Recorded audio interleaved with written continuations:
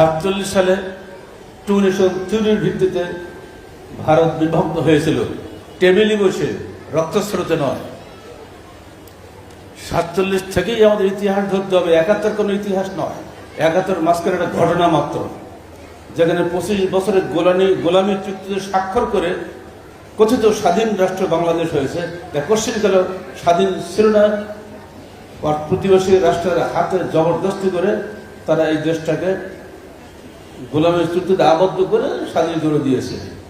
আর সেই সময় চারটা কি বলে মৌলিক বিধান, 72-এর সংবিধান যাকে বলা হচ্ছে, চাপানো হয়েছে। সেটা কোশ্চিনকাল বাংলাদেশের সংবিধান নয়। ধর্মনিরপেক্ষতাবাদ কোশ্চিনকাল ইসলাম নয়, গণতন্ত্র কখনোই ইসলাম নয়, ঠিক একইভাবে সমাজতন্ত্র কখনোই ইসলাম নয়, একইভাবে জাতীয়তাবাদ কখনোই ইসলাম নয়।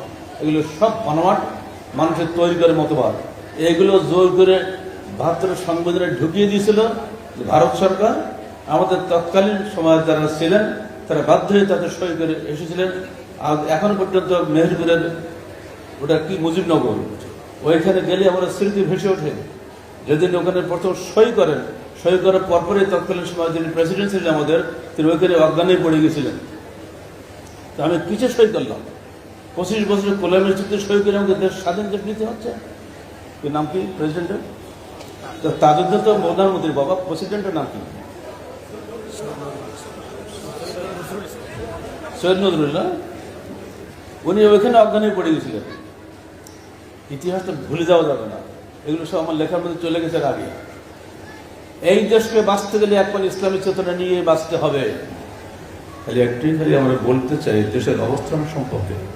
আন্তর্জাতিক ভূ রাজনীতি যেভাবে চলছে তাতে পৃথিবীর 3য় বৃহত্তম মুসলিম রাষ্ট্রটি চারিদিক থেকে চিড়ে চাপটা হয়ে যাচ্ছে।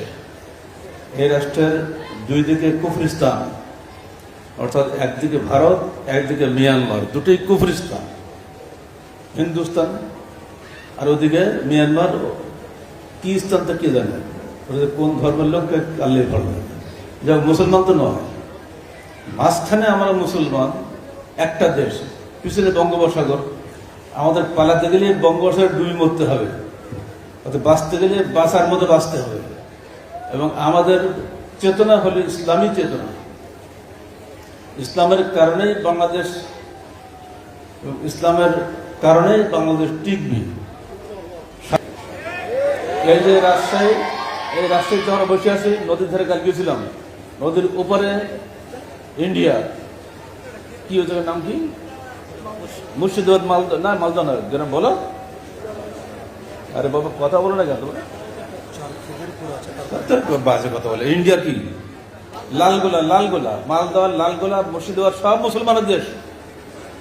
কিন্তু সেই সময় দাগ কাটার সময় রেড ক্লিপ ওইগুলো সব বাদ দিয়ে দিয়েছে।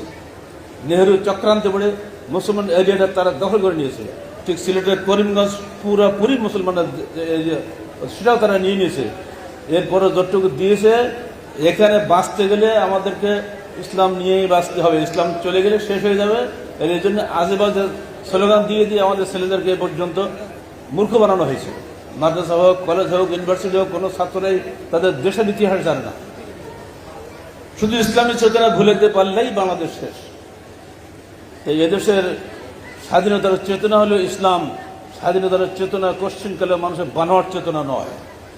এই চেতনা যেন অক্ষুণ্ণ থাকে, মাননীয় ধর্ম উপদেষ্টাকে আমরা সেই দাবি জানাবো। আপনি আপনার শুধু মন্ত্রণালয় নয়, ইসলাম সব মন্ত্রণালয়ে কাজ করবে। যেখানেই দেখবেন ইসলাম বিরোধী কাজ হচ্ছে, সেখানে প্রতিবাদ করতে হবে আপনাকে, কোনো খাতির নেই। সুদী অর্থনীতি অবশ্যই বাতিল করতে হবে। সুদ পশ্চিমকালেও মানুষের কল্যাণ আনে না, সুদ সবসময় মানুষের ধ্বংস নিয়ে আসে। পৃথিবীর যত জ্ঞানী গুণী, যত প্লেটো সবাই বলেছে সুদ দরিদ্রতার মূল উৎস। কোরআন বলেছে, হাদিস বলেছে। আমরা সেই সুদকে সামনে রেখে ক্ষুদ্র ঋণের বদলে যদি কর্জা হাসানা প্রকল্প চালু করে দিই, যেটা ইন্ডিয়া পেরেছে, শ্রীলঙ্কা পেরেছে, বাংলাদেশ কেন পারবে না? এটা মাননীয় প্রধানমন্ত্রী শেখ হাসিনা আমার দাবি রইল। তিনি ক্ষুদ্র ঋণের প্রবক্তা বলে সারা বিশ্ব নন্দিত। আমরা বলে আপনি এটা কর্জা হাসানের প্রবক্তা হন, কারণ আপনার মেরিট আল্লাহ পাক দিয়েছেন, অর্থনীতির জ্ঞান আল্লাহ আপনাকে দিয়েছেন। এই জ্ঞানটা দিয়ে ব্যয় করুন কোরআন এবং হাদিসের পথে। ইনশাল্লাহ আপনার এই মেরিট, আপনার প্রতিভা বাংলাদেশে অনন্য প্রতিভা হিসেবে গণ্য হবে। ইহকালে যেটা কাজে লাগছে পরকালে আরো বেশি কাজে লাগবে, মুক্তির পথ খুলে যাবে। আল্লাহ পাক আমাদের সবাইকে দিনে হকের উপরে দৃঢ় থাকার তৌফিক দান করুন।